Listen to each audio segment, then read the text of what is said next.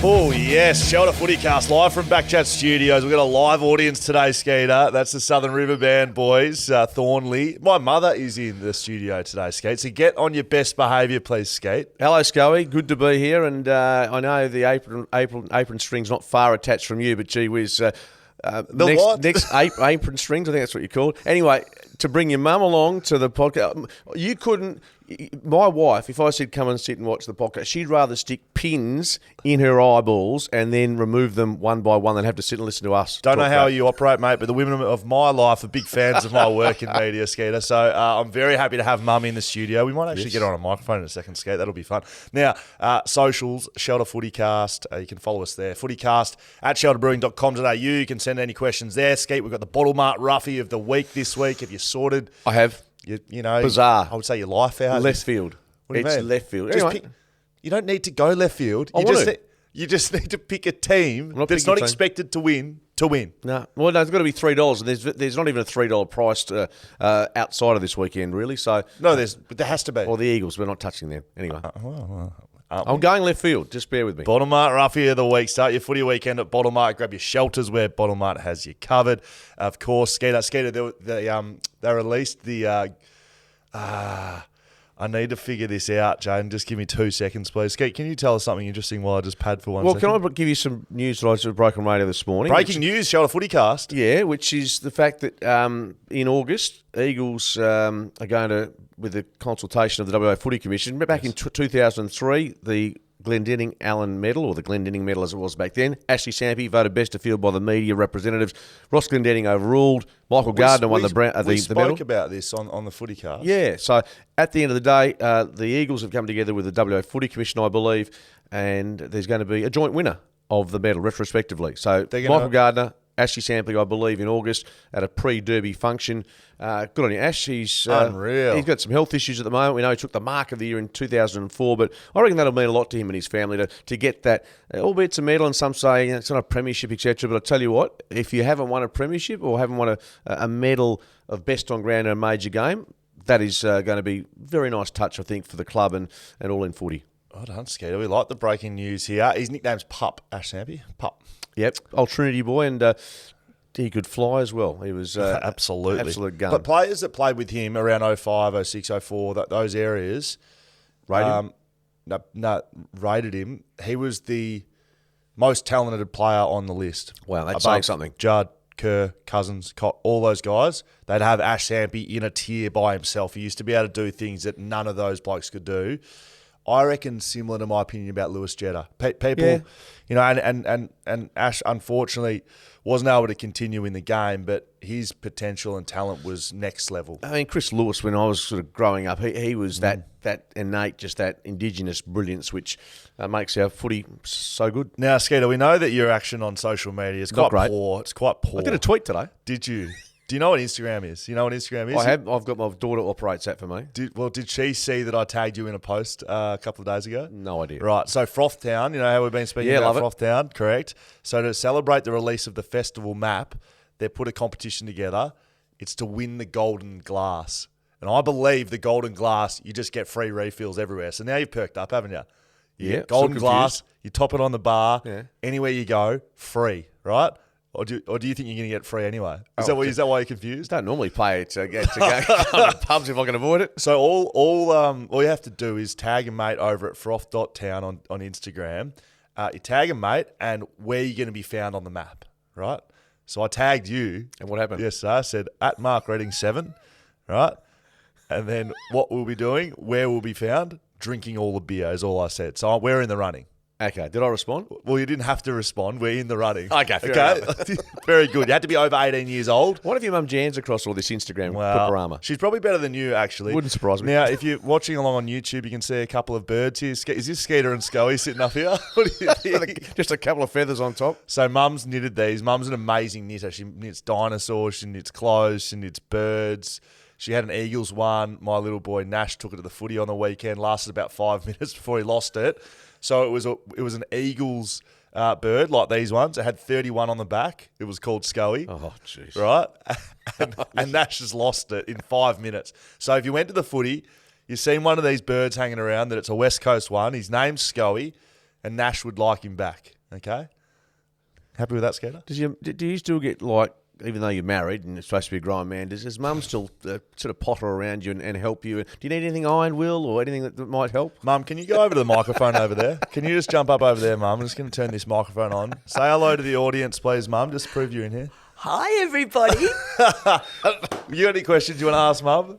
Jan, just quickly, we're not going to waste too much time this morning. Thanks for being here, but I just want to find out... The only waste of time is you and I are talking. Mum might actually add some sensibility to this podcast. Can you give us something we don't know about Will growing up as a child that was either humorous, annoying, something that we don't know about Will that we can possibly use on him for the rest of our days? If you can't think of something off the top, I can give you a clue that will make him laugh a lot. Yes, give me a clue. Maybe when I was fed till as a baby. When you're what? Maybe when I was on the boob till as a baby. Go on, tell him. He loved booze. Yeah. He had booze until he was 3 years old.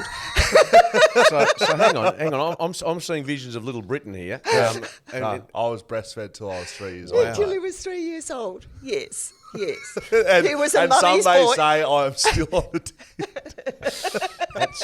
That's interesting. That's not the visualization I was looking for at 8:30 in the morning. But No. Okay, well I'll give you one just quickly on a mother-son situation. I was born in Canada. My mum was in labour back in 1970 for 5 days. 5 Get that days, head out of 5 days, and I weighed 11 pounds. So You're a off the big back of that, boy. Jan, here's a quick quiz question for you. 5 days labour, 11 pounds. Guess how many more children my mum had after me? Probably none Exactly. after that effort. 0. She said, "That's enough, you buffhead. You're done and dusted." So 11 pounds is a big boy. Mum, fat, you're, that's you're, what it's called. You're a big fan of the Shot of FootyCast, aren't you? Listen I every am. week. Yes, Very I good. listen all the time. Love it. Great. Well, it's good to have you over here. If we need any more input, I'm going to chuck you on that microphone. Thank you very much, Mum. Now, let's keep moving. Good to have you here, Mother.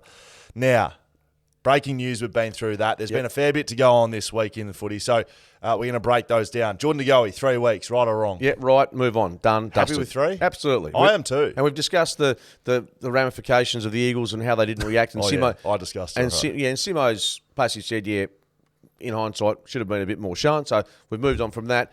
Liam Duggan, I'm disappointed. I was really keen to see him go to the tribunal and defend himself, but of course he had an infection. But went that's to fine. hospital. Why wouldn't they just defend it anyway? I know. I agree. I don't get that one. Anyway, that's that was strange. Like, okay, I understand he's sick. He's not going to play anyway. Just go to the tribunal and get him off. Like, yeah. get him off anyway. It's just for the principle. But I guess what are they? Oh, it's not a cost factor, Wasting is our it? time. I don't know. Anyway, that's they done. don't do that. Nic Naitanui out for the season. Well, I mean, we spoke here. In I February, reckon I spoke in February and said Yeah. he's not playing this year. Well, Did I'm I not sure you say said that? I think there's doubt about it. I'm not sure you declared it as black and white as that. Certainly but the word I was getting. You were suggesting that there was grave doubts about his fitness. So sadly, that's true. I guess the next question I ask you, given your knowledge of the club and the players, do you think he'll play again? Gee, there's been some talk about him not playing again, hasn't there? Look, if I was the club and I was Nick, I'd take some time. If he's been grinding to try and get back this year, we keep seeing footage. Mate, they got these little hurdles. So what really tipped me off right before the season? There was talk he was going to play round 1. Can you remember that? Yeah. And I was watching the news, never watch it, and it just popped up. And Nick is on these hurdles. They're this big. They're 20 centimetres tall. He couldn't get over him. Mate, and he was hobbling along like he just couldn't move. And they were saying, well, we might be playing him this week. And I spoke about it here. I remember because I know rehab, when you're on the small hurdles, mate, you're 6, 7, 8 weeks away. So, look, he's been grinding to try and get back. Clearly, it hasn't worked out for him. He's having surgery. He needs a break, proper break, physically, mentally. He needs to get away from the football club, and the football club needs to get away from him for a little bit. Totally. As well. And look, I think they can make that decision later. Can I ask the question then, if he's been ruled out for the season this week, why they didn't know that last week? And with regards to the mid-season draft, because that's the question, could you have then activated that second list spot, or is that almost a moot discussion? I mean, I feel like I've been teeing off at the club last week, which I have a little bit. Can you speak about it? Because I honestly Yeah. Why wouldn't you do this 5 days earlier? What's That's the right. reason? I can't understand that. There must be a rationale that we're not across. But from from the outside view, you're thinking, well, if they knew this a week ago with Nic, he's inactive. Maybe they didn't. Yeah, maybe. Absolutely. It's cool. That's why I asked the question, because it's just the timing seemed so weird. A week after the draft, where they took one, they could have taken two. Let's be honest. I mean, Ryan Marrick might not play more than 5 games. Mate, he might play this week. He might play this week, but he might not play more than 5 games in his career. We don't know how good these players are going to be, but to try and, as you say, give the Waffle Club at the very least, their Waffle team some depth, and maybe even see if they can play at the top level, might have been one to explore more. You're a big news breaker, clearly, breaking some news off the top here. Have you heard this one, that the West Coast Waffle side is forfeiting this week? No. Right, breaking news. I reckon they're forfeiting this week. Okay. I reckon they don't have enough players to play, and they can't scrap to get enough players. They can't get Mark Reddings with his boots on, or Will Schofield. I can make a phone call and ask that question. Seriously. I don't know if they're playing this week, mate, and it wouldn't surprise me. You know how when I played, they were in trouble. They literally had no one to play. Yeah. So I played. That's how bad it was. They're in a worse spot. They've lost now. more. They're in a worse spot. Their injury list was 23 players. They only have 45 players on the list. They've got Subiaco 11:40, I think it is, on Saturday morning. I don't know if they're going to play that game. Have you got information, or you're just saying, given the list of injuries they've got? I'm looking at the injury list. They're in a worse spot than they were, and they almost forfeited when I played. I can't see them playing. Okay. They're going to have to go deep into, I don't know what sort of resources they have. I mean, yeah, there you go. There's some breaking news for you, Skeeter. Well, it's only breaking news if it's true. That's right, Skeeter. But you're going to throw some darts at the dartboard, mate. What is it? You only miss the shots you don't take? Exactly. A bit of a soccer analogy or basketball analogy. Right. So, yeah, Nic Nat, is he done forever? Look, I don't know. I think he needs to have a break. You wouldn't put your house on the fact that he's going to play again either. No, but I think equally you wouldn't say, well, that's him done and dusted. Knowing him, he's been through adversity, he's been through injury. What's the best decision for the club to make? I think that's made with some time. If they made a call right this second, I don't think that's the right call, given it looks like they've just found out he's done for the season. It looks like he's just been booked in for surgery. This isn't right this second the time you make that call. I think it would be a rush decision. Fremantle, new president announced to take over from Dale Alcock. Yes. Chris Sutherland. Chris Sutherland, part of Program, heads them up, and an old Trinity boy as well, just for what it's worth. So Dale's at his end of his tenure. So that's look. From afar, he looks like he's been a great president. Yeah, terrific. I mean, it's a bit of a thankless job. I mean, I've spoken to Russell Gibbs over the years and touched base with him, and look, they love the club. That's why they do the job. Amongst the fans, I'm not sure it's huge. It's not like the old days. Well, so certainly when Eddie was in charge at Collingwood. Who are the big guys around the league right now? Eddie at Koshy at Port Adelaide? Koshy at Port Adelaide is the biggest name. Who's the guy? Who's the vocal guy either in Sydney or Queensland? Is it the Gold Coast president? Yeah, I think you might have stood down though. Just this is where you're going to start to have to hit me up, because I think most fans, to be honest, even journos, you don't. Brayshaw was president of that's Kangaroos. James Brayshaw. That's going back a fair while. Eddie, Koshy. But they don't have the characters, and that's Jeff Kennett was quite a big name as president at Hawthorn. Is he still the president? No, he's not. He stepped aside, but so he still just runs his. I just assumed he was still the president. No, he just has to say. Well, I think because of the racial investigation, he's been brought back into the conversation. But yeah, they're certainly not the flamboyant sort of characters that we saw in like Eddie was the mouthpiece. But especially over here, they go about their business. Never had a really big name like Dalton Gooding under the radar. Rick Hart, the great man. Alan Kranzberg. Yeah, so just not extroverts in the sense of what was Rick Hart a president of? Yes. Of chairman, Fremantle. Freo. Yeah, right. The great man. Yeah, right. Yeah. Well, there you go. How am I going? Stay on Freo. Fife and Walters, couple of contract extension, 2-year deals. They'll see them one club players. I don't think anyone else is picking them up ever to 225. Feel good story, but I, again, after you get to the age of 30, I'm sort of the mind 1-year deal. Am I a bit shallow or a bit naive as to how footy operates? The mail I had was Fife had some interest. And Freo have effectively shut that interest down. So that's why they're getting 2.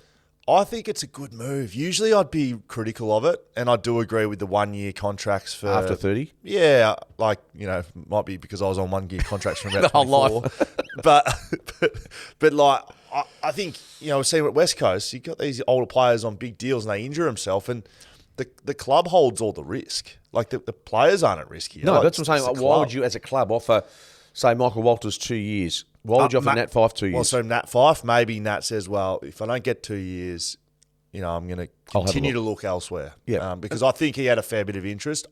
I haven't heard the same with Michael Walters, but both those players, they're incredibly important parts of what Freo are building right now. Yeah, the fabric, yeah. If Fife and Walters walk, right, and not saying they would have or anything like that, you lose two senior players, one in your midfield, one in your forward line, and then suddenly, who's the guy? I understand that Brayshaw and Sarong are good players, but that's a lot of pressure to be that leader. We saw what happened at West Coast on the weekend. You heard I was quite vocal about the fact they didn't stand up for their mates. It was because they had no senior players out there, really. And if you do that, you take them out without giving them a contract in a premiership window, you need those players to win a flag. You can't... Look, Baby Bombers, great, 93, awesome. That doesn't happen ever. No, very rare. Right? So you need senior players on your list, and that's why they've locked them away. I don't hate it. I've heard some criticism. I don't hate it at all. Yeah, I'm not going to start a fight over it, but my general theory now is over 30. Mind you, these two players are being their top 10 of all time. Yep. Michael Walters put in that category Absolutely. as well. So therefore, for the fabric of the club, culture of the club, I don't mind it. But ordinarily, over 2-year contracts for 30-year-olds plus is you're getting, I reckon, question mark. Another contract signed earlier this week, which we'll get into a little bit. We'll get into that in a little bit. Now, Cochrane, is that his name? Tony Cochrane. Is that right? Yeah. He runs his mouth. Big mouth, but good. And I love that. You know what? When you're in a small market like the Gold Coast, I think you've got to be out there and taking on the big boys and throwing away. They're trying to take over a market, not from the AFL. No. They're trying to get some attention from the NRL, right? They're trying to get the Gold Coast Bulletin to do some stories on them as opposed to the Gold Coast Titans. The Gold Coast Bulletin. So I don't know why I found that funny. Before we move on to the rest of the games this week, World Test Championship in London at the moment, Skeeter. You're a big cricket fan. I'm a massive cricket fan. And Travis Head. He was dropped. How hilarious. He was dropped before the Indian Test match anyway. He's proven them wrong with his first Test century over in London. It was a good deck to bowl on. Apparently, India won the toss bowled. So, in a nutshell, we've done really well. Steve Smith. He's on 95 off 225. 31st Test century, 5 runs away, goes past Matty Hayden and Shivnarine Chandapal. Careful. If he Don't gets ring there. the bell to him. Mate, either way, we're 3 for 327. We make 500. They can't win the game. Travis Head's on 146 off 156 balls. He's playing Bazball, Aussie style. Trav ball? Trav ball. Like there that. You go. Hey, you like that, Jane? I saw a stat today. Since his debut, Travis Head, he's been dropped by 3 different coaching administrations. They haven't lost with him in the team. They would have lost him within the team. They've lost Test matches. So they haven't won without him in the team. There you go. No, they haven't won without him in the team. Yep. So that makes sense. And look, he's been a bit susceptible to the Duke ball without getting too cricket centric over in England because of the movement. A lot of players are like that, but he's you know what, he scores. He takes the attack to the bowlers. So in a nutshell, Scully, they were 3 for 70 last night or 3 for 80. He came out and scored better than a runner ball. Is it at Lords? No, it's at the Oval. Where are you off That's to? in London. I'm going to Lords. When is that? That's at the end of this month. Are you? Yeah. Have you got a replacement? For here? Yeah. Or are you going to do it? What's I'm not doing it remotely. What about to say? I don't care if you put one of these birds, put a big bird sit there. No, I love this show, but I'll be, if I get the chance to sit there and just let you and maybe Hammer or someone. I'd love to do a live cross from the Oval with Mark Reddings, or is it Lords? No, it's Lords. You can go. Go if you're live. 8 o'clock in the morning, though. I don't think I'll be there. It'll be mid-1 in the morning. I'll be somewhere gassed couple on of shelters deep. Will Schofield, Mark Reddings, Shelter FootyCast.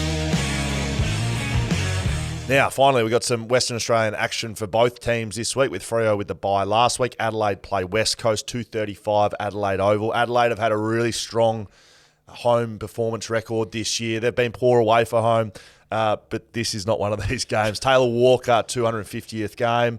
He was drafted after me to play 250. Is he Adelaide's leading goal kicker ever? He's kicked over 500 goals. I think Mods would be in the conversation, but he may well be. Yeah, look, he's been an outstanding player. I know, he's had some off-field incidents to deal with over the past few years, and you certainly can't sweep them under the table. But to get to 250 games is a fair effort from a key forward. Yeah, I know he just didn't want to go through that issue, the racial drama that he went through, but I admire him for having absorbed that, obviously made his apologies where they were appropriate, and coming back playing really good footy. So Tex, I reckon, we salute him. Absolutely, outstanding effort. Gee whiz, we spoke about the injuries at the West Coast Eagles. Luke Shuey set to come back, which is big news for them. That's That's fantastic. It just need him to get through the rest of the season. They were actually quite confident that Jeremy McGovern was going to play, Yeah. but they've pulled him to give him another couple of weeks, which I like. You don't play him got a before bye a coming. bye. Give him another 2 weeks. So Luke Shuey is back. Do they have anyone else back? Barras is still out. Maybe Hewitt's out. Sambo West Petrevski, out. Seaton, Duggan perhaps? out. Jamison out. Hearn out.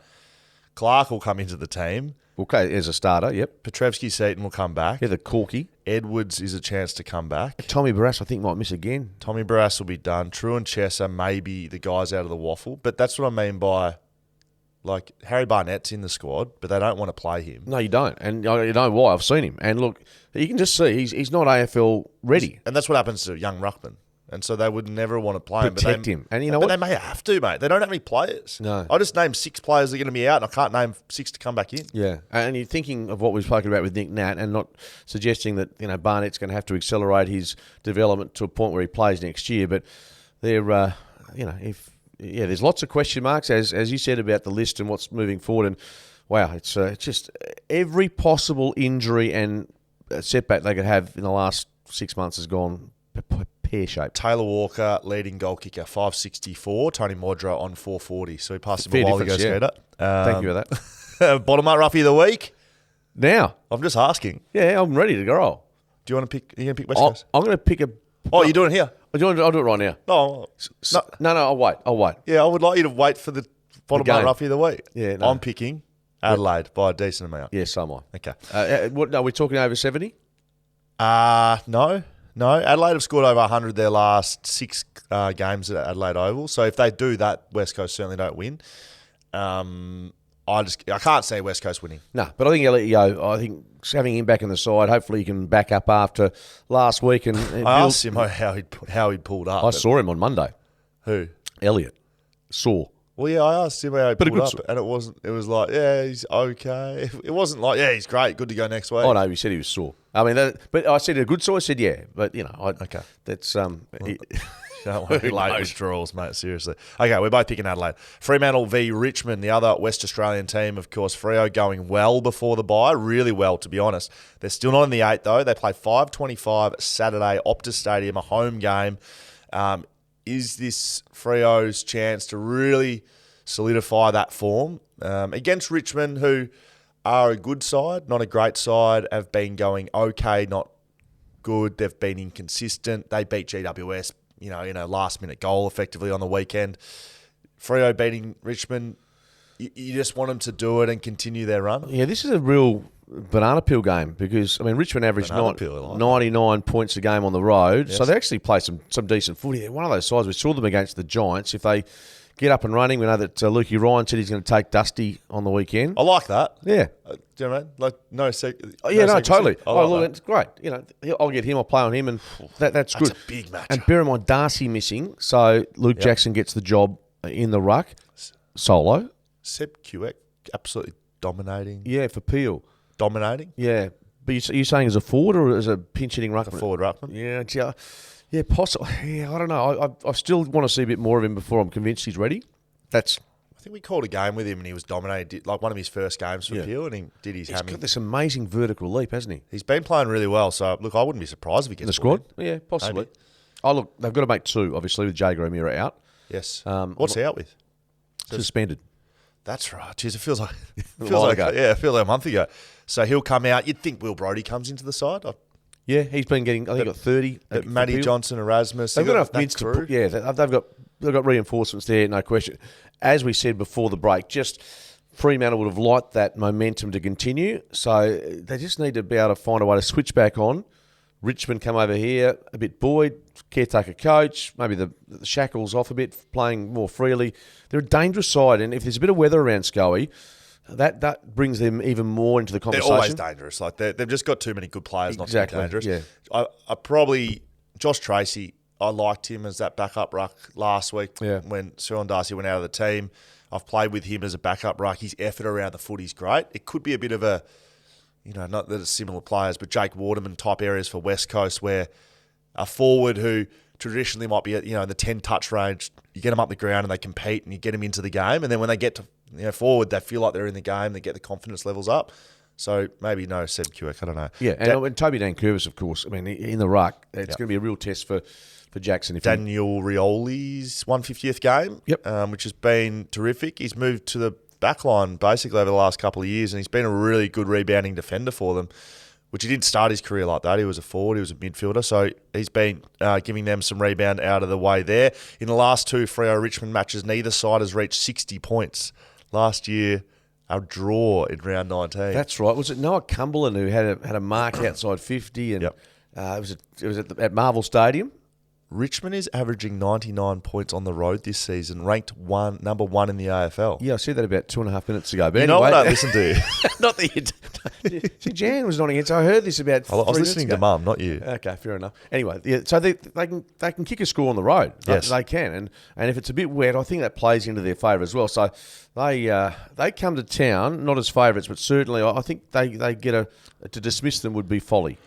I am dismissing them. I am picking Freo and a good win. I think they've sorted their issues out. I think it is a danger game, but I think Fremantle have Richmond covered. I haven't been impressed with Richmond this year, and although they're a good side on the road and a good team, I think Freo is too, and I think Freo win this and win it well, and they continue their role going. I hate Richmond this year. They've killed me. I've tipped them. They've played like... and poorly. Let's say that. That's a generous way to describe it. And I love you just keeping it all under control with Mum in the house. Have you noticed I haven't sworn? No, it's been good. I think Mum doesn't like. Does she? I can swear when she's not in the room, but when she's here, I feel a bit uncomfortable swearing in front of Mum. Anyway, picking Fremantle. I hope they win because I want their season to go from good to better. Will Schofield, Mark Redding's Shelter FootyCast. Now let's get through the rest of the round. Buys to Geelong and Gold Coast. They'll have a break. I don't really get the whole... Too many buys. Well, too many rounds of buys. Two teams on a buy. Anyway, I'm not going through that again. Sydney St Kilda. Skeeter, they play tonight. I didn't realise that 10 minutes before we started this show. Thursday's night footy's back. 5:10 p.m. Thursday night. I'm bloody stoked. It's huge. I didn't even know it was happening. So I'm going to be able to have... My wife's actually working at Country Road tonight, so I'm going to have the footy here, the cricket there. I might even... Yeah, because I can sneak in some stuff when she's not there, and because she goes, otherwise, you're going to get fat. And so, this is giddy up time. How good. I'm actually stoked. Like to have a game I didn't know was going to happen. And a big game. Yeah, big game. So this is the annual Pride game. They'll be in their different colours for that. I got to say this. I mean, there's Buddy Franklin's 350th. I know. That's a big part about it. There's a halfback flanker in this game who's just signed a 7-year deal, mate. Lizard. Lizard. I tell you what. That's 7. Nick Blakey is a halfback flanker, just signed a 7-year deal. He's the first halfback flanker in the history of the game to do it. Now, how good? I was critical of all these questions, the 2 years for Fife and Walters. 7 years. Tell me, apart from Buddy with his 10, Alistair Lynch, I think, got 10 going up to Brisbane. Mate, there's some guys on some big deals at the moment. Some long-term deals. 7? Yeah. There are, mate. Yeah. There's a post floating around somewhere, Jaden. Either 7 AFL, SEN, Fox Footy, somewhere there with a list of them. But those players, I don't know the answer to this. Harry Mackay's on a big long-term deal. At least he's a key forward. I mean, he's not performing though. No, I'm talking about the position. You stressed. He's a halfback flanker. I mean, you're not building a side around him, are you? Well, I don't know. Maybe you are. I don't know. So, look, on these long-term deals, I know there's a lot of criticism about them, and people have got a fair bit to say on them. This isn't on the player. The player hasn't gone to the club and said, "Hey, can I have a 7-year deal?" This is on the club. The club is trying to disperse their salary cap across multiple seasons for a good player. He's a good player. We're not saying he's on $1 million a year for 7 years. I think the risk is all on the club. There's no risk whatsoever here, but it does say to Nick Blakey, look, yeah, okay, you're loyal, well done, but he may develop into an even better player. He's effectively taken himself off the table for 7 years, or is it just that contracts don't matter these days? I was about to say exactly that. Contracts, we get 4 years in. It's not worth the paper it's written on. And we've seen it. We've seen it time and time again. So 7 looks good, sounds exciting, and all the headlines. But at the end of the day, if they want to change that, they will. Jaden, did you find that post for me?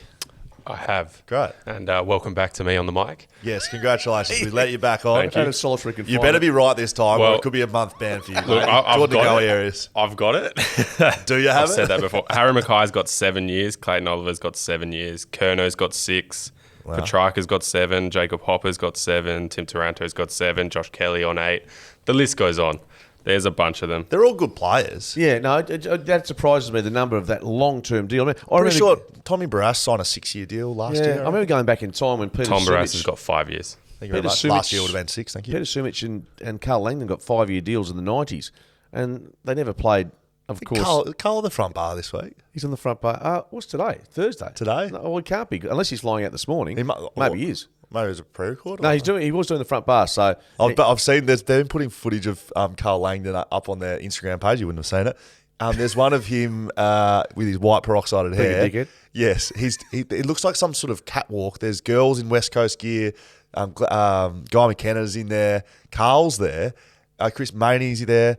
And Carl's doing the worm down. Yeah. Have you seen that? Yeah. He's a complete, an absolute numpty. And the great thing about Carl, we've diverted here. How do we get to Carl? We're talking about long-term deals. Right. So he had a 5-year deal, and anyway, he ended up His knee injury. Yeah. But Carl had been reported at the tribunal, and most players, Chris Lewis, and try and escape and duck and dive and get away from the cameras.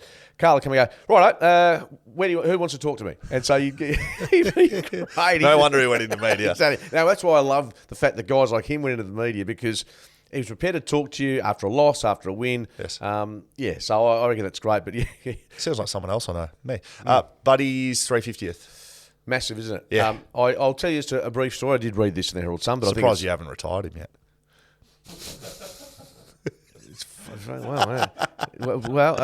Okay. Let me just. So anyway, just quickly. So arriving at Wesley in 2003. I read this in the Herald Sun, of course, but Wesley College, Trent Cooper.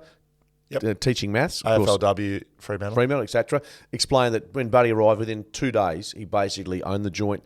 Talked about his confidence without being arrogant. Talked about what effect he had, but also he said his dad, Lance's dad, Lance Senior, came to Trent and said, "Look, you know what? Hey, Trent, just do anything you can to get my boy to graduate. If you do, I'll buy you a carton of piss." As it turned out, Buddy never graduated and Coops never got the carton of shelter. So it's a nice little story before Buddy just went into the stratosphere of fame. Yeah, I remember because there were a couple of drafts before, but I was doing work experience at the AFL and I was given the task by Kevin Sheehan at the time to clip up goal-kicking actions of the AIS kids. I remember doing Jared Roughheads. He had this flicky hand, which if you remember, he continued on for his career and they were trying to get it out of him then. But then I saw this lanky, really tall but powerfully built left footer and they kept moving the video back. And I remember clipping it because I was like, I can't even see him. He was kicking them from 65, not on the run, set shots. He would have been 16 years old then. Yeah. Incredible talent. I've played on him. He was frightening. He's just a different sphere to any other player because of his size. I speak about this story. Darren Glass was playing on him. I was trying to drop off into the hole and I got there late, so I turned around just to get front and centre. And it was the first time on the footy field as the MCG. He was playing for Hawthorn at the time. I actually looked up and he jumped. And I felt small. It was the first time on a footy field. It happened again against Aaron Sandilands, but that kind of makes sense. Buddy jumping, his knees were where my head was. And I was in the perfect position to be just looking straight up. But I just always remember that as just him being another stratosphere to anyone else. And he always has been, right? And arguably the greatest player of the last 20 years. Yep. But surprisingly, despite all those attributes, he's still never been a great overhead mark. No. As a key forward, which is it's just ironic that he's not a big pack marker. No, well, even one-on-one, you don't really see him take the specky over. That just seems strange for such a forward of athleticism and prowess that he's never done that. But congratulations to him, 350th tonight. He's got 19 goals from 5 games v St Kilda at the MCG. Yes, how many goals this year? I think he's probably he'd be about a dozen, would he? He'd be 10 goals for this year. He's a little way off my 40 predicted at the start of the year, like most of my predictions, to be honest. Thursday night footy's back. Of course, Dane Rampy's back for Sydney. Yep. We're happy with that. We need Sydney to get some numbers back here.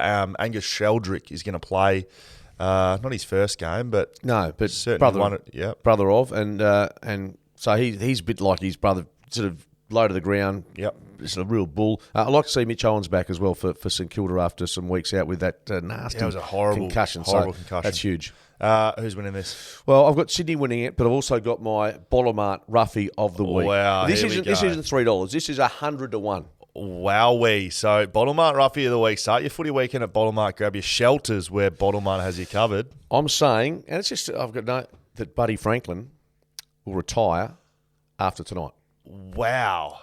Just throwing it out. It's a long shot. It's a long shot. What, so Jason McCartney type areas on the field? Or Not so much on the field. I just, that's it. do you have mail here? No, I've got no mail. Zero mail. So you're just making something up? I'm making something up. a I'm roughie. like Kramer. I'm walking through in Seinfeld and got no idea. I'm just saying, you want a roughie, and you kept going at my sort of that's rough. choices. That's rough, so to speak. Pardon the pun.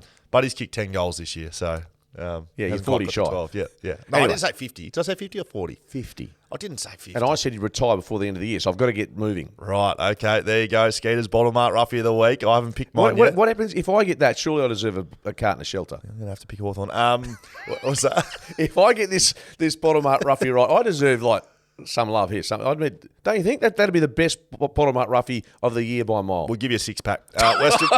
Western Bulldogs v Port Adelaide, 5:50 p.m. Friday night. So this is Friday night footy. Bulldogs, Port Adelaide. I think a good game coming up here. Yep. Port Adelaide in great form. They're the challengers to the throne at the moment. And Bulldogs have momentum. They've lost their last two, I think. Yeah, I think you're right. Yep. So where do we see this game going? They butchered the footy last week against Geelong. Just turnover. So They got beaten by Gold Coast in Darwin the week before that. So they've lost two and again, they dominated a lot of the numbers in that match as well. So there's some concerns for them. They've just won 3 of their last 10 matches against the Power, so that's a concern. Remember they played them at the Adelaide Oval this year. They led by about a kick and a bit at the start of the last quarter, but fell away.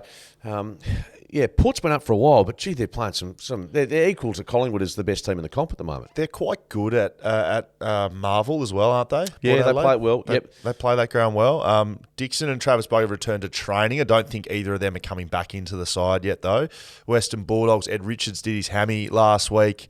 Darcy in the what's his first name? Western Bulldogs Darcy. Sam Darcy he fractured his jaw in his return game after injury. So that's horrible news for him. He won't be coming back in. So I don't know if there's going to be many changes for this game. How do you see it going? Well, it's just funny because last year Port Adelaide lost all the close matches. This year, done the opposite, haven't they? Totally different. They've won all 5 games that have been decided between 1 and 10 points. I'm going to go on a little bit of a limb here and think that the Western Bulldogs might be able to, after a couple of poor weeks, just... They should be close to Ruffy status here. Port Adelaide's second on the ladder. How are they not paying more than $1.90? Who's that? Bulldogs. I was going to pick him for a Ruffy, and I've just looked at the odds. Nowhere near it. Why not? They've just lost their last 2 in a row. Yeah, I think... Against Gold Coast. Yeah, and Geelong, who were, pretty... We wrote them off. We wrote them off as well. We've written off about 10 sides that have come back to bite us. I'm tipping the Bulldogs here as a little Friday night upset, simply because every natural instinct I've had this year has gone wrong. So I'm going to follow you. I'm going to tip the Bulldogs. Yeah, I'm following you. I'm on Skeeter's train. Go the Bulldogs. I reckon Port's winning. Pick They'll Bulldogs. win by 8 goals and we'll look like absolute dicks again. Hawthorn free Brisbane, Saturday. MCG, very important part about this. MCG, 11:45, the first game on Saturday. Start your footy weekend at Bottomart. Grab your shelters where Bottomart has you covered. Bottomart Roughie of the Week, Skeeter. I'm picking them. Hawthorn. I've seen enough, both of Brisbane away from home and Hawthorn of late, to know this is going to be a competitive game. Yeah, well, it has nothing to do with this is the only realistic game that's paying over $3 for one of the teams for me to pick him. I can't actually pick anyone else for the Bottomart Roughie of the Week. I don't have anything stupid like you, like Lance Buddy Franklin retiring mid-game. No, not mid. Hawthorn to beat Brisbane at the MCG. I hate Brisbane away from the Gabba, and so do you. Have I convinced you? No. To be honest with you, Hawthorn were going to get beaten by 100 points last week against Port Adelaide. Oh, that's right. 6 goals to 2 against Port, so they got absolutely spanked. West Coast would have lost by 200. But Hawthorn come back and lose by 80. I think it's a positive. Yeah, they lost by 55. So they actually got closer than that. So, yeah, to be honest with you, I think they have been better in the past month. We saw them against St Kilda get up late. James Sicily does return after a week's suspension, so it's going to be huge for them. Look, I still think Brisbane, if they can't beat a team like Hawthorn at the MCG, given what we've seen, I'd be really disappointed from their perspective. Skate. Brisbane have lost 12 of their last 13 games at the MCG. You've got to tell me I'm a chance here, Skate. No, you're a chance. You're a massive chance. They can't play away from home. In fact, you're a certainty. You should lock that in as your Bottom up certainty of the week. Can't be beaten. Although, I just... No, it's a I fair think call. you can agree with me, mate. Yeah, So Zorko's out. Brisbane cannot be trusted with... Not your life. That you couldn't be trusting with a wooden spoon, mate. Like they not sure that's We the same. saw them at the Adelaide Oval against the Crows a couple of weeks ago. Now, they butchered the footy I in front can't of have goal. them away from the Gabba. And So if you're putting your tips in today, forget the roughy, who are you tipping? I'd have to be really carefully considering Hawthorn. Who are you I'm being tipping? serious. Who are you tipping then? Hawthorn. So you're tipping them in 6PR and all the other various... I don't know what I do. No, I'm literally in 5 different competitions. I have no idea. Whatever I'm feeling at the time, that's who I pick. That's why I'm a god-awful tipster, Skater. So you're picking Brisbane, are you? Yes, I am. Okay. North Melbourne v GWS, Sunday, Blundstone Arena, down in Tassie. Hobart. You realise when I read these out, it's the very first time You've seen it? Yeah, so Thursday night footy, just realised that's going on. This one's in Hobart. Seen a lot of talk about the stadium. That's continuing. Politics being played. They could shoot themselves in the foot. I saw a great Twitter feed on this, and it broke it all down a lot better than I could ever do. But one of the major points it made was how important this is, not just for Tasmania and the people, but just the city, where they put it. They want to put it in Hobart, right? Yep. Capital city. What it means for the entire economy and that's what you do in metropolises. You actually, I've got that one out, Skate. You actually build infrastructure that makes people want to come to the city and employs people and all these things that the politics are arguing against, and we put money here and put money there. The actual money they're using to fund it, like you've said, isn't getting taken from health and education. Well, to my knowledge. That's a fact. It's not. They've got funds for this. But yeah, it's ridiculous. I'm with you. And look, and even going back to Victoria, and your mum Jan will back me up here with Jeff Kennett.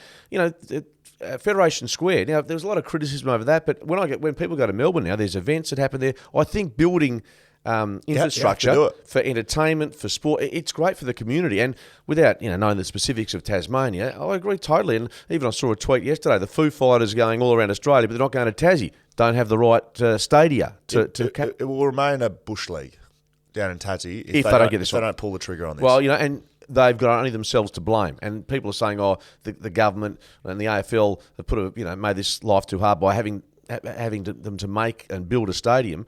Well, I reckon the AFL has bent over backwards to try and make this happen.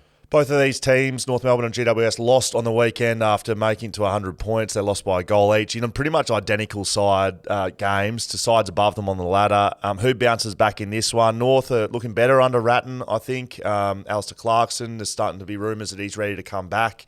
People are saying, should he come back? What's the point? I'll tell you what the point is. He's been appointed to this footy club to build this club back up. Now, Brett Ratton, he's had an uptick in performance. That's great. I don't think that is as much to do with Brett Ratton as it would be for this North Melbourne side. They're playing more footy. Their younger players are playing well. I watched Wardlaw. I watched Phillips. LDU's back in there. I mean, their midfield played really well on the weekend. Unfortunately, that's not to do with Brett Ratton. I'm sure he's a great bloke, great coach, but the changing coaches doesn't do that. I'm sure Brett Ratton's not changing a lot. So when Alistair Clarkson's ready, I'd be getting him back there quick smart because he's got a lot of building to do. They've got a lot of improvement to make. Yeah, there's no question he'll come back in. And look, the fact that Brett's got him close to a couple of victories is admirable. And that's more on the players than it is the coach. Yeah, I think there's a bit of both. I think he's done a great job in just continuing the message that Clarko's brought. So he was an assistant coach at Hawthorn under Clarko. He knows how he coaches. Yeah, totally. So, yeah, kudos to him. I think North Melbourne really impressed with them last week with the ability, I think, to get the highest score of the season. And the Giants, well, what you do know with them, you're going to be involved in a tight game more often than not. They've been blown away by Collingwood once, but most of the game's been decided by 20 points or less.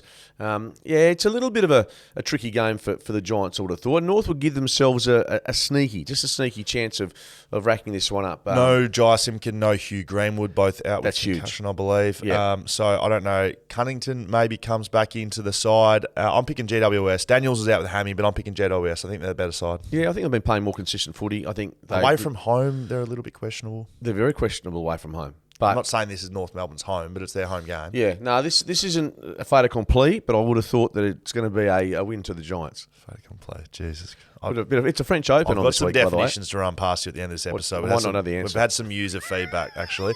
Some listener feedback. Carlton v Essendon, Sunday, MCG, 5:15. We're actually running a little bit behind time here, Skater, but this is a good game. Is it a line in the sand game for both sides here? Not for Essendon, but for Carlton. That's right. They have to show something, otherwise it's sayonara. It's such a... Their performances, their scoring's dried up. Their defence has got better, but gee, they just can't kick a score. So, and Essendon, conversely, I'm loving the performance of some of their players. Zach Merritt's a gun. Redmond is a guy that I've really enjoyed watching. Won Best and Fairest last year. Yeah, Ridley as well. He's won a Best and Fairest. Best and Fairest. I was impressed by him last week. He was taking these specky marks in defence, and so there's a lot to Essendon I like. What they did with Ridley last year, they made him a real one-on-one defender. He's not that guy. He's your interceptor, and so is Redmond as well.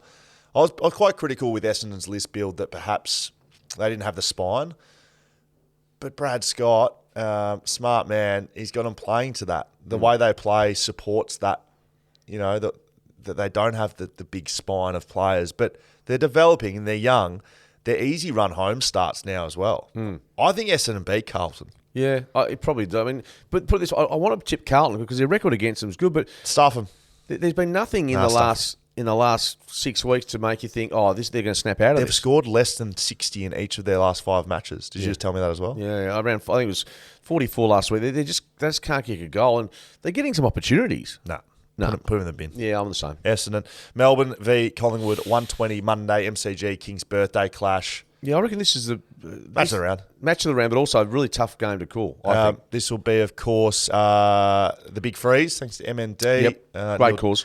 Neil Danaher, clearly his health's deteriorating. That's what this disease does, the beast. But just continually be amazed by what he's been able to build and do and sacrifice his own, body, his health, and the time he's putting into this. I think it's such a great thing that the AFL community's really, built something that's pretty bloody cool. I remember the very first one that got put together. There was a couple of beanies thrown around, and now they're selling at Bunnings. They're all around the country. Yeah, it's huge. It's pretty amazing what they've been able to do. Yeah, Neil deserves a lot of credit, and he's been spoken about as a possible Australian of the Year. That's not what he's doing this for, but I tell you what, I've got a brother-in-law who's going through something similar, and Neil, I think, is a bit of an outrider with regards to the longevity that he's been able to fight this. So hopefully he's there and able to enjoy the day. But cracking game of footy. King's in fact, the best King's birthday match potentially in recent. With the importance of it, more so than was it Queen's, wasn't it? It was a Queen. Yeah. But King's birthday holiday. Great. We're having a Sunday like the eve of. Yes. And then do we get Monday off? No, we don't. We had it last Monday. This Monday just gone. That's called. Did you have Monday off? I didn't. No, I worked waffle and I worked with you. And yeah, so no. It's going to be a cracking Oliver game. back. If we talk about footy, Oliver's back. Degoe's out, clearly. I would say they're the major changes in both of these sides. So Melbourne get a good one back. Collingwood lose a good one. We both saw Collingwood live last week. Melbourne haven't been the side that they've been able to be, but they certainly always have the potential to blow games out of the water. How do you see this one going? Yeah, I reckon this is really tough to call because the addition of Oliver and the loss of DeGoey is quite significant on that front. Collingwood are favourites. Yeah, they're favourites. I think not much in it between the two, though, which I suppose coming to Perth, travelling here, they've been up for a long time. So I reckon there's a window for Melbourne. Defensively, they were really good against Carlton, but Carlton's been poor offensively for a while, so I'm not sure whether that's an indication of how they've improved. But look, you're right. The Demons just going, that's the only thing I've got a concern about. And so off the back, my head tells me Collingwood. My heart says I think Melbourne might be able to sneak a victory here. So who are you picking? I'll tip Melbourne. I'm going to tick Melbourne as well. So do you want to change your tip now? No. Well, it's on what you've seen, your eyes tell you that Collingwood is a better side at the moment. They've got the bye next week, Collingwood. Melbourne do as well. You told me Collingwood had the bye last week and they was playing the Eagles. So I thought that's wasn't it? But look, I think they've played Kangaroos and West Coast, a couple of sides that they're just getting beat with their eyes closed, basically. This is going to be a real challenge for Collingwood. I made a comment on radio last week with you, Skeeter, that I didn't think the footy that Collingwood played against West Coast would win them a premiership.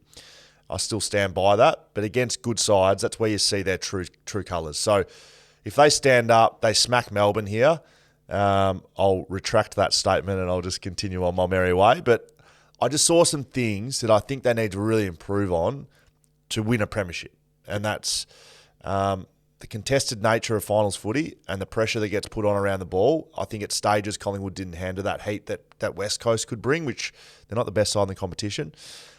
Their run and gun handball game looks great if the pressure's not maintained. But if you come up against a side that can maintain that pressure, it starts to break down pretty quickly. So they'll have to have different modes they can go to because you can't just run and gun in a grand final. I'm sorry, it doesn't work. Never has, never will, probably. The pressure is too much. So they'll just...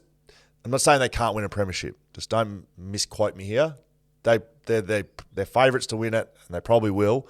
But they'll need to just have other strings to their bow other than the way they're playing right now. Yeah. Well, having said that, look, they ran Geelong, just going back to last year's finals, they ran Geelong close in a qualifying. They came within a kick of reaching the grand final. So I think when in the trenches, they can do it. So and we're both picking Melbourne. So yeah, we're picking Melbourne, and we'll look back on Tuesday and go, you are absolutely kidding yourself. It'll actually be Monday. So yep. Your Tuesday. Well, the game's played Monday, so we can't be wrong until the game's played. Thank you, Skater. Will Schofield, Mark Redding, Shelter FootyCast.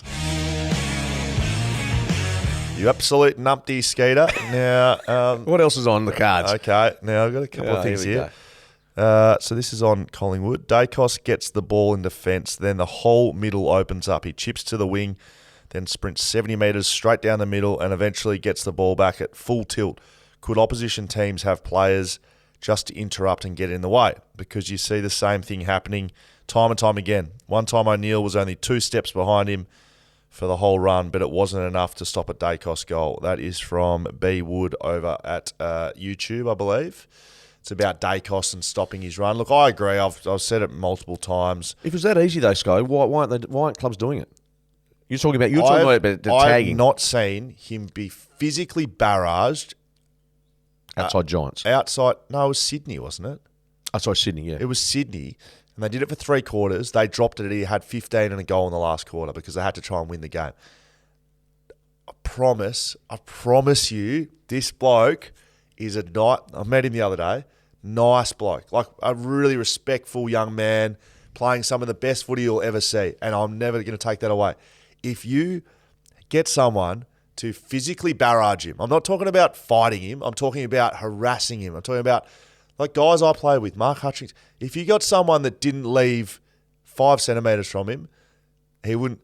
That would beat him. But no one's done that. And so whether footy's moved past what I used to play, Skater. Holman was probably the best job, is that right? Yeah. Gold Coast? You gotta go so aggressively at him, and no one's done it properly yet. I think everyone's done it for a little bit, not enough. Yeah, maybe right. That's my opinion. But either way, he's still playing great footy and still the Brownlow favourite. That is right, Skater. And what would I know, seriously? Now, I do have one more to throw at you. Sorry, Skater. No, it's all good. No, we I'll have a look at the NBA score. Shelter FootyCast. Here we go. Gents, this is from DGH Buckeye. Gents, love the podcast. I listen all the time, getting my hiking in here in Texas. Wow. Yes. Hey, but the old Mason Cox territory. Shout out, Buckeye, man. How did neither of you know? Look, can you read this out? I genuinely don't even know what this is talking about. Can you read it out? Because it was something you said. That never the twain shall meet was Rudyard Kipling. Yeah, so it was a book or a movie. Yeah, I did say that. What is that actually talking about? I said never the twain shall meet. My idea of that is like Mum's nodding away over here. Yeah, maybe Jan can give us the right description. But isn't it about never the twain shall meet? Like we come from opposite sides of the... I don't know, but he's correcting you because you clearly didn't know what you were talking about. Yeah, east is east and west is west. Never the twain shall meet. It's like you're not going to... We won't find common ground. That's what... So... No, I disagree with that, Buckeye, whatever you call it. No, I love his feedback, but never the twain shall meet. It's like us having a debate or a dispute. That's what I'm saying, never the twain shall meet. Does that make sense to you, Jan? Yeah, it does. Rudyard Kipling. Rudyard Kipling. Right. Rudyard. Is that right? Is that right? Who are these people and what language are you people speaking? Mum's like, I know what you're talking about. Yeah. Well, there you go. I've got no idea. We've gone overtime, Skeeter. Will Schofield, Mark Redding, Shelter Footycast. We love doing what we do, Skeet. You can find us on social, Skeeter. Jump on Instagram once in your lifetime. Yeah. Shelter Footycast over there going off. It's absolute bananas. Send us an email, footycast@shelterbrewing.com.au. YouTube, podcasts. Big weekend coming up, Skate. Can't wait.